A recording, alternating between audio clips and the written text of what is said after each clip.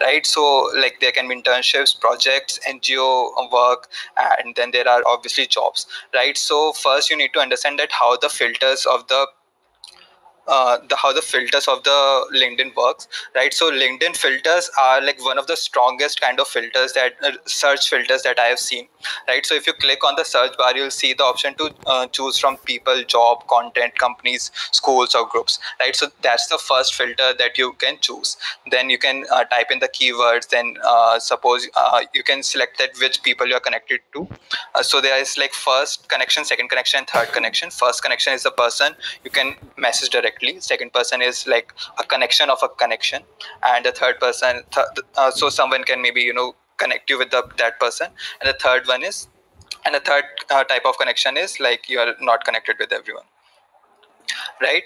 So so the best probability you have of getting someone to respond is by messaging the first connection person. Now if you go to jobs, then you can search through locations, you can search through the companies, the date posted. So try to find jobs that were posted latest, right? So if you go to date posted, then maybe you can go through the jobs posted in the last week or the last 24 hours, because most of the people who post jobs on LinkedIn, they just leave it open, and even after they have hired someone, they forget to close it down, that they have already hired someone and people are still applying, right? So prefer applying to jobs which are already which have been posted in the last 24 hours to 1 week. So that is one thing that you can do. Then I would suggest that you apply to relevant companies which are asking for the experience level that you have.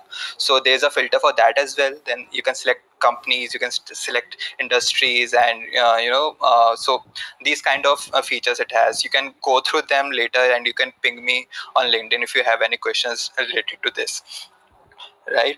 So yeah, so like other than this, there is one more way that you can search opportunities with, that is using the hashtags or just the basic search. So for that, instead of selecting jobs or people, you can select content and then search on the basis of the particular hashtag of job or the content. Now in this field also, I would recommend that you go through the top posts that people are already interacting with, because that means that the opportunity is a good one, and the chances that people are going to be checking through the profile. So what happens on LinkedIn is that one person posts a profile, and a lot of other HR people also start following the profile, start following the post. And if you have posted that you're interested in a similar profile, then the HR people from other companies also start reaching out to you to hire you for the same profile, right? So leave a comment on these profiles, so things like that. So for internship also, you have to do the same thing, jobs and content. Using hashtags is a very good way. You can also post about your requirement and ask maybe like people with a good following to comment on that, or to share with that. However, that may seem a bit impolite, and if you are not already talking to that person. So that is something you can do only if you have already have a good reach on your profile.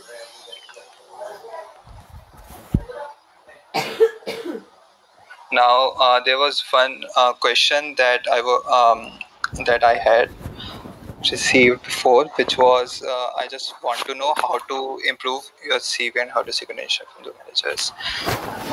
Yeah. So one question I received was that people receive a lot of requests. It's like suppose you're reaching out to a person, then the person is already receiving a lot of requests on LinkedIn. So what's the right way to reach out to the person so that he responds to you? How to stand out, right? So there are multiple ways to do that. First one being that you like if you are like if someone sends you a request, the first two things that you look at are going to be the person's name, and the second one is going to be the bio tagline, the headline that they give you the option to edit it as well, right? So make sure that these two things are professional and they stand out, right? So your name can obviously not stand out, and just please, like I request you, don't make add like stupid stuff to your name, right? Like a lot of people add their degrees in front of their name, then people add funny characters from different languages with like all kind of apostrophes and everything. So don't do that. Just write your name plain and simple, so that the person is understands that you're okay, you are someone who is willing to do work professionally and who also understands what you have been able to, you know like that you have those qualities that a company might be looking for and not a TikTok platform is looking for, right? And the second thing is the bio line. That is so that has to be catchy as well. You can so you can do two things with this. You can either use buzzwords, which are like what you have done so far. Like when I was in college, I used to mention things like I was in the TEDx team. I had two startups, so I obviously mentioned that I was an entrepreneur, and I was president of the entrepreneurship cell, so I mentioned that as well. So things like that attract a person's view that okay, this person has done something in his her life and has something to speak for, right? And the next thing is the most important one that you can do while reaching out to someone, that is add a personalized invite. Most people don't do that. Like I generally get like 100 to 200 requests every day, and like barely one or two of them have a personalized note, and even then I like go through it whether to accept it or not, because there's a limit on LinkedIn how many total requests you can accept, right? And so the option to add a personalized note is not available directly when you go to a profile, right? If you have any kind of questions, you can just shoot them in the message box and I'll respond to them. So right, so if you go to a profile, just click on the three dots next to the connect or follow button, or there's a more button in some phones. And once you click on that, there's an option to send a personalized invite. When you click on that, then there is an option to choose like which kind of there's a word limit actually in that. So the message is I think about 200 characters. I am not sure what that limit is, but it has to be like very crisp. Just write, hey Mr. X, I am this, I do this, I'm interested in the opportunity, let's connect. That's it. You do not need to add your CV to that or anything like that, and try not to sound too desperate. Just be straightforward and do that. Okay, someone has texted that it's a 300 character limit, right? Now the next question we have, so yeah, so the three things you can do on a profile: your make sure your name looks professional, your bio line, and the third one is the personalized note. So, okay, I've got a question that you are not good at writing, then how can you put information accurately? Okay, so there are two things in your question. One is the accuracy, and the second thing is inability to write. For accuracy, it is very important that you're researching well. You are not just giving your opinion. So, when I usually post, I add links to my post. I write like what kind of links I have been using. I add it to the comment so that people can read further about what I have said about.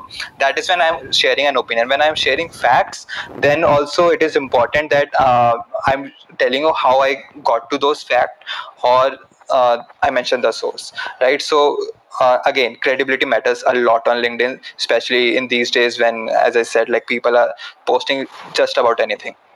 Right, that is actually one of the reasons that for a while I stopped posting on LinkedIn, because I was too frustrated of people posting just random stuff, right? सब्जी कुछ भी. Hello. Yeah. So this is done, and uh, yeah. So the second thing is, like, if you're not good at content creation, then this thing you can do is called content curation. Now, content curation is getting the content from different sources and combining it and putting it out there, right? So again, like, if you are not getting the content on your own, then you have to make sure that people know that okay, this is the content that you have not created yourself, because then people will start calling you out on that okay, you have copied it from here, you can copy it from there, and that is really not good for your image on LinkedIn. So So there are multiple tools for that. I used to use Hootlet, which is a product from Hootsuite. It is a free tool. You are just browsing through, suppose you're browsing through Scoop or maybe Bloomberg or any kind of good platform. You see a good link that you can share, just use that tool and you can share it directly on LinkedIn, right? Or you can just copy the link from the browser and you can write some insights that, okay, this is my opinion, what do you guys think, and just post a link in the comment, right? I've been saying that post a link in the comment, because LinkedIn algorithm generally does not give a good reach to a post if the link is in the post, because if some, because it does not want to promote other platforms, it wants that all the content is created originally on the platform itself.